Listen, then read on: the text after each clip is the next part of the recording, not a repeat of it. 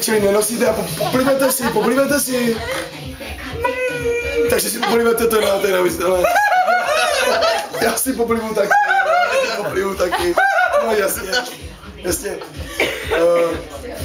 Co říkáte na nabídku dneska erotického obchodu? Stačí vám, vyhovuje vám? Opravdu. Tak to je nevystrelé.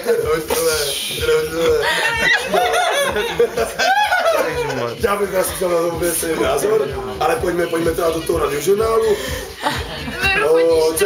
Co si zví erotic shopu jako takový vlastně. Říkám, plivnete si tam radši, nebo si to radši koupíte nebo víkend.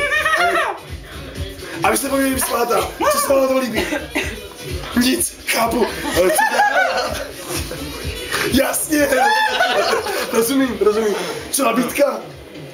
Je to perfektní. Jsi skvělý. Máte radši, když ten stůl. Jasně, určitě. Já taky. Co vy na to?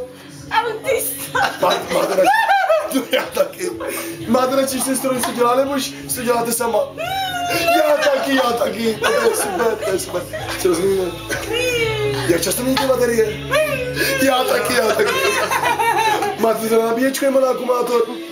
Já taky. A co anální sex? Na rovinu, anální sex. Na rovinu. Myslíš, že kdyby si teďka pomýval mikrofon, že to stalo za to?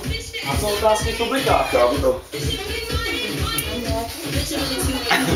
Nicméně, děkuju moc. Byla jste úžasná, přinesla tam spoustu přidané hodnoty. Haló! Ty vole!